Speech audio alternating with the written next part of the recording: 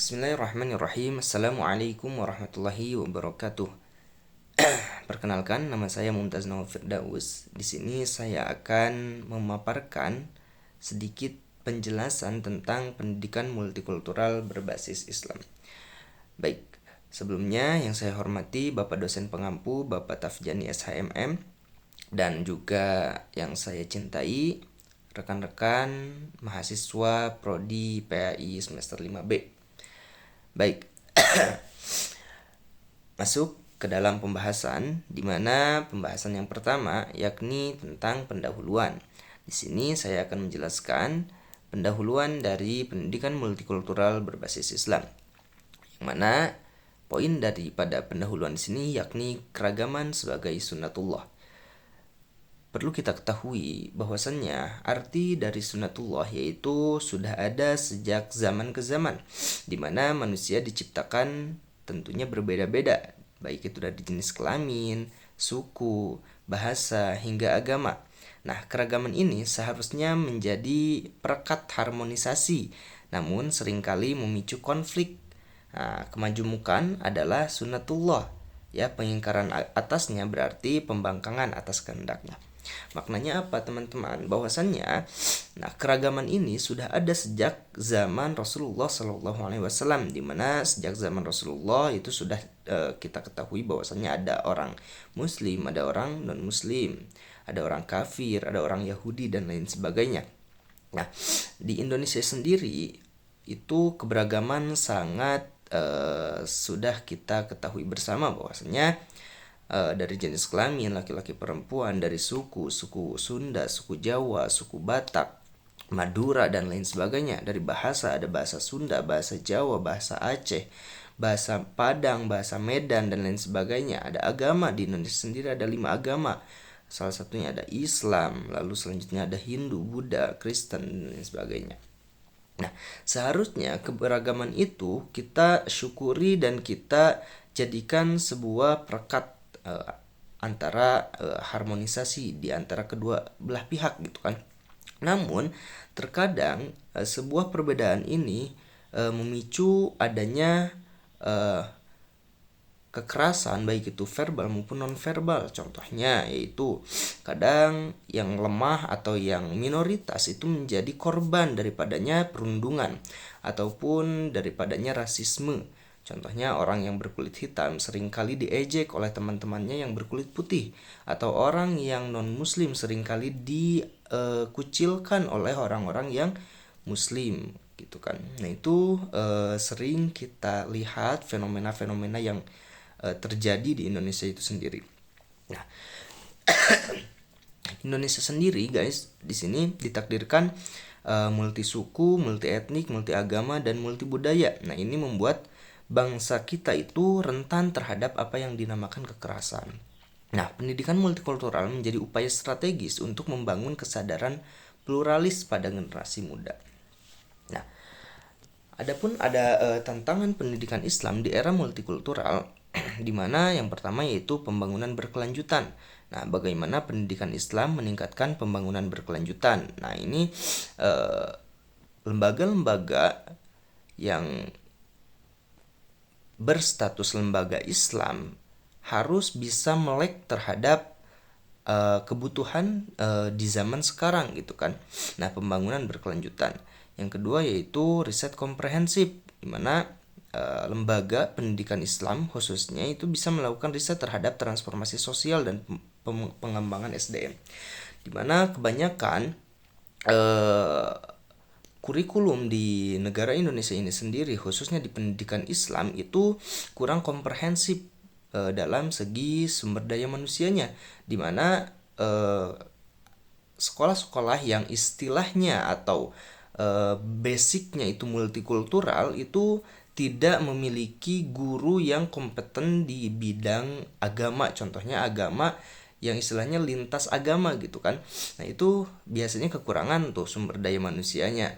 Nah, di sini itu merupakan sebuah tantangan daripada pendidikan Islam di era multikultural, di mana kebutuhan zaman itu harusnya itu bisa kita tingkatkan dengan apa istilahnya sumber daya manusia yang komprehensif. Lalu selanjutnya ada daya saing kreatif, di mana meningkatkan daya saing kreatif dalam ilmu pengetahuan, teknologi dan seni. Ini juga merupakan sebuah tantangan di mana sumber daya manusia tadi itu kurang bisa bersaing dalam segi kreativisme.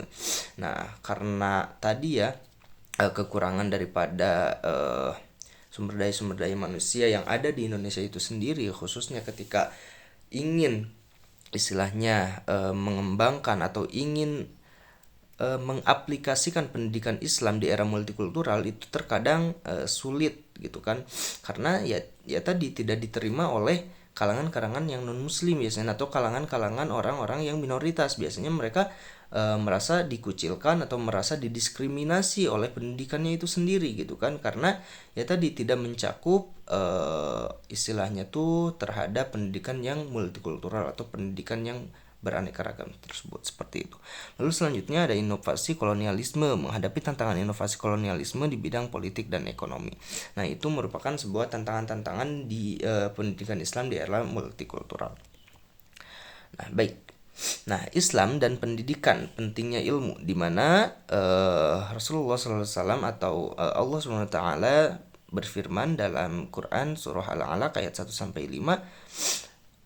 Nah, ini merupakan wahyu pertama yang didapatkan oleh Rasulullah SAW, yang mana menunjukkan pentingnya pendidikan, di mana bunyinya Iqra bismi rabbikal ladzi khalaq khalaqal insana min 'alaq iqra wa rabbukal akram. Iqra, bacalah. Nah, makna baca di situ yaitu menegaskan kepada kita untuk terus berpendidikan atau terus untuk meningkatkan belajar kita, meningkatkan ilmu kita, meningkatkan pendidikan kita. Nah, lalu selanjutnya Quran surah Al-Mujadalah ayat 11, Allah menjanjikan mengangkat derajat orang beriman dan berilmu, di mana di ayat itu Allah menegaskan bahwasanya ketika orang yang pergi untuk menuntut ilmu dan juga orang yang beriman, maka niscaya Allah akan mengangkat derajat orang tersebut. Lalu selanjutnya Quran surah At-Taubah ayat 22, umat Islam diwanti-wanti untuk memperdalam pengetahuan agama. Nah, lalu selanjutnya ada Islam dan keragaman. Nah, sikap positif. Yang pertama yaitu saling mengenal. Makna dari saling mengenal, di mana Allah menjelaskan Quran surah Al-Hujurat ayat 13, manusia diciptakan berbangsa-bangsa dan bersuku-suku agar saling mengenal dan menghargai. Di mana ayat ini menjelaskan kepada kita untuk kita saling mengenal antara laki-laki dan perempuan, tentunya dengan batasan-batasan yang istilahnya disyariatkan oleh agama Islam. Yang kedua yaitu tanda kekuasaan Allah. Maknanya yaitu perbedaan bahasa dan warna kulit adalah tanda kekuasaan Allah. Allah SWT sudah menegaskan, sudah mengingatkan di dalam Al-Quran bahwasannya perbedaan dari segi bahasa, cara bicara kita, dan juga warna kulit yang tadi sudah dijelaskan, itu merupakan tanda kekuasaan Allah, dimana ketika kita mengingkarinya, kita istilahnya saling menghina, saling menghujat, maka tadi kita istilahnya mengingkari atau kita menolak akan kekuasaan Allah. Selanjutnya berlomba-lomba dalam kebaikan, di mana kemajemukan atau perbedaan pandangan harus dipahami sebagai motivasi untuk berlomba menuju kebaikan. Contohnya ketika orang pintar gitu kan, kita orang bodoh, seharusnya kita tidak membuli atau tidak menghina orang-orang yang istilahnya jenius seperti itu gitu kan. Hanya kitanya saja mungkin yang kurang istilahnya belajar gitu kan, malah kita menjauhi orang-orang yang pintar seperti itu, dianggapnya kamu mah kepintaran gitu kan, kamu mah istilahnya berteman sama buku aja deh, berteman sama buku, jangan sama kita. Nah, harusnya itu menjadi motivasi kita untuk bisa berlomba-lomba dalam kebaikan, memperjuangkan prestasi belajar, bukan malah kita mendiskriminasi ataupun menjauhi orang-orang yang seperti itu. Harusnya kita mendekati mereka seperti itu. Lalu selanjutnya di sini kita masuk ke dalam definisi pendidikan multikultural. Apa sih pendidikan multikultural? Nah, sebagai ide, semua siswa harus mendapatkan kesempatan belajar yang sama tanpa memandang gender, kelas sosial, etnik, ras, atau budaya. Nah, sebagai gerakan, membuka visi pada cakrawala luas, melintasi batas kelompok untuk melihat kemanusiaan sebagai keluarga, sebagai proses mengenal realitas politik, sosial, ekonomi yang dialami individu berbeda budaya, serta cerminan pentingnya perbedaan dalam pendidikan. Nah, pendidikan multikultural berupaya membina kemampuan hidup bersama di tengah perbedaan, menghargai harkat dan martabat manusia. Baik, bisa dipahami bahwasannya pendidikan multikultural itu merupakan sebuah pemahaman yang luas teman-teman semuanya, di mana arti multikultural secara komprehensif atau secara holistik, secara utuh, itu bisa dikatakan sebagai pendidikan yang menghargai terhadap perbedaan, menghargai terhadap harkat dan martabat manusia. Nah, sudah tadi disinggung bahwasannya perbedaan itu harusnya bisa merekatkan terhadap harmonisasi, bukannya menghancurkan ataupun menciptakan kekerasan atau diskriminasi seperti itu teman-teman. Nah, konsep pendidikan multikultural berbasis Islam di mana ada 3. Yang pertama yaitu ta'aruf, yang kedua yaitu al-adl, dan yang ketiga yaitu rahmatan lil alamin. Nah, makna ta'aruf di sini yaitu saling mengenal dan menghargai keragaman. Tadi sudah dijelaskan bahwasannya Allah Subhanahu wa taala berfirman dalam Quran surah Al-Hujurat, di mana kita sebagai manusia itu dianjurkan untuk saling mengenal, ya, laki-laki dengan perempuan dengan batasan yang wajar, dengan batasan yang disyariatkan oleh Islam, dan juga menghargai keragaman, yaitu menghargai perbedaan, baik itu dari perbedaan jenis kelamin, suku, bahasa, warna kulit, dan lain sebagainya. Yang kedua yaitu al-adl, yaitu adil, ya. Nah, di mana dalam adil ini yaitu menekankan keadilan bagi semua manusia tanpa memandang latar belakang. Baik itu latar belakangnya misalkan istilahnya ekonomi keluarganya di bawah rata-rata, ataupun istilahnya orang kaya dan orang miskin gitu kan. Orang berada ataupun tidak sama aja ya.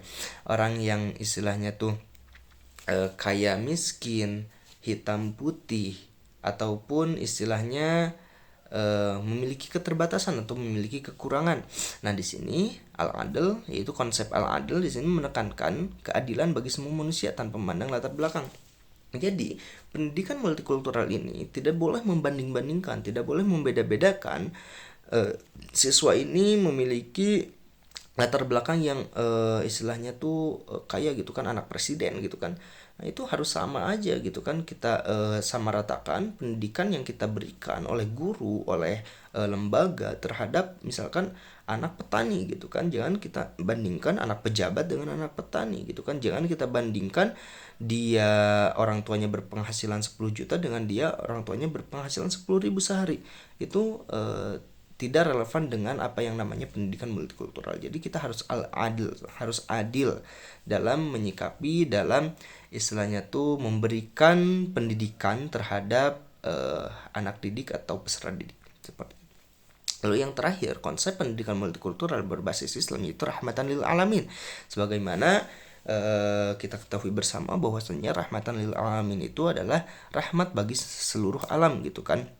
Misi universal Nabi Muhammad SAW mengajarkan kasih sayang dan toleransi, yaitu ada di dalam Quran surah Al-Anbiya ayat 107, di mana Rasulullah itu memiliki misi yang sangat luas, misi yang sangat menyeluruh, universal, di mana misi dari Rasulullah yaitu kasih sayang, rahmat. Islam itu kan rahmatan lil alamin gitu kan. Nah, sedangkan Rasulullah itu kan Quran berjalan gitu kan, mengajarkan kasih sayang dan juga toleransi, berbeda-beda tapi tetap satu jua. Arti dari apa? Bhinneka Tunggal Ika gitu kan. Nah, sebetulnya Islam dengan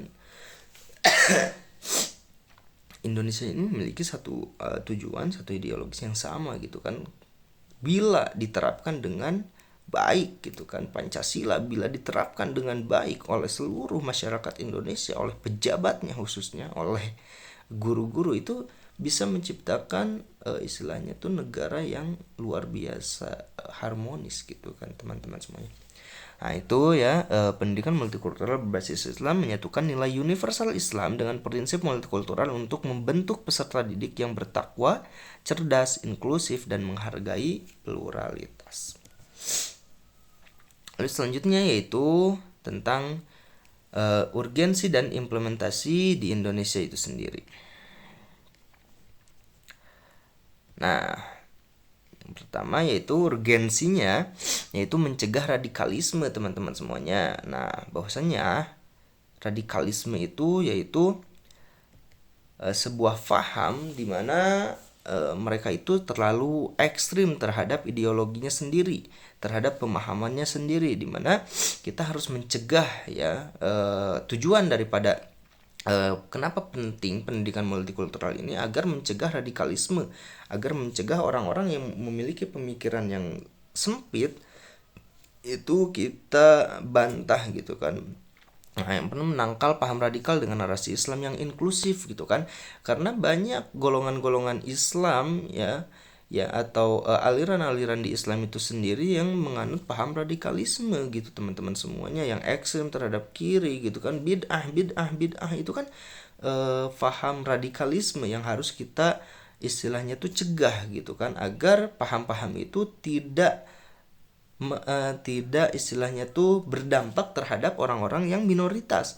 Nah, karena yang dijadikan korban atau yang menjadi korban daripada radikalisme itu biasanya orang-orang minoritas, orang-orang yang awam terhadap perbedaan terhadap agama, sehingga mereka didiskriminasi oleh Islam. Oh, Islam istilahnya tuh kasar, oh Islam itu keras, oh Islam itu kejam gitu kan. Nah, yang Kristen masuk neraka gitu kan, hanya Islam yang masuk surga kan. Itu paham yang istilahnya tuh sedikit berlebihan gitu kan, radikalisme. Itu harus kita cegah dengan pendidikan multikultural. Selanjutnya memperkuat NKRI, di mana di sini memperkuat fondasi ideologis bangsa dengan nilai multikultural Islam, di mana ideologi bangsa itu kan Pancasila gitu kan, yang mana nah fungsi dari pendidikan multikultural itu tadi, ketika kita ideologi NKRI Pancasilanya itu kita terapkan gitu kan, tentunya itu bisa memperkuat NKRI itu sendiri teman-teman semuanya. Nah, dengan menggabungkan ya ideologis bangsa, ideologis kita dengan nilai multikultural Islam yang tadi ya, toleransi, al-adil, rahmatan lil alamin. Lalu selanjutnya generasi kosmopolitan. Nah, menyiapkan generasi muslim yang siap berinteraksi di dunia yang majemuk, artinya menyiapkan generasi-generasi muslim selanjutnya itu untuk bisa berinteraksi, untuk bisa berinovasi, berkreasi di dunia yang istilahnya cepat berubah ini. Seperti itu, teman-teman. Nah, untuk implementasinya yang pertama yaitu integrasi kurikulum. Nah, di mana harus bisa mengintegrasikan atau menyatukan materi keragaman dalam PAI, sejarah kebudayaan Islam, dan juga akidah akhlak. Ya, karena penting sekali untuk mengintegrasikan kurikulum. Nah, tadi ya, tantangan daripada pendidikan Islam di era multikultural itu kan tadi ya kurangnya SDM. Nah, ini ya, kekurangan SDM gitu kan, yang harusnya tadi ditingkatkan kembali untuk apa? Untuk nantinya bisa mengimplementasikan nilai-nilai kurikulum tadi ya. Kurikulumnya itu tentang keragaman dalam PAI gitu kan, lalu SKI, akidah akhlak gitu kan. Gimana caranya agar kurikulum ini mencakup keseluruhan gitu, mencakup holistik seperti itu.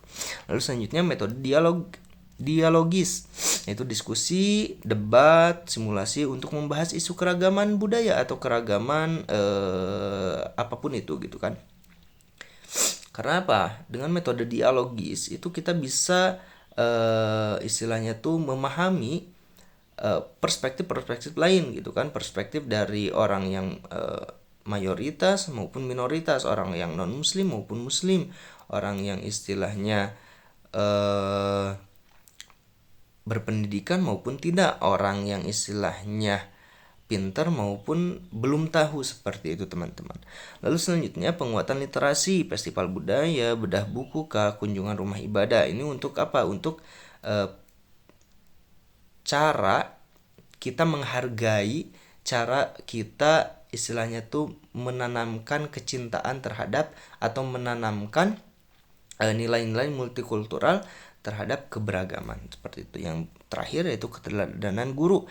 Yaitu guru PAI menjadi role model dalam bersikap adil dan menghargai perbedaan. Tentunya ya teman-teman semuanya, peserta didik itu pasti mengharapkan guru yang memiliki wibawa, memiliki integritas, memiliki keteladanan yang baik gitu kan.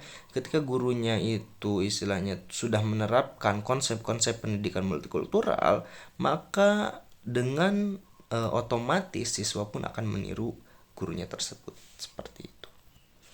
Baik, masuk ke dalam kesimpulan di mana pendidikan multikultural berbasis Islam merupakan sebuah pendekatan pendidikan yang mengintegrasikan nilai-nilai universal Islam seperti al-adl, toleransi, ta'aruf, dan rahmatan lil alamin dengan prinsip-prinsip multikultural tadi.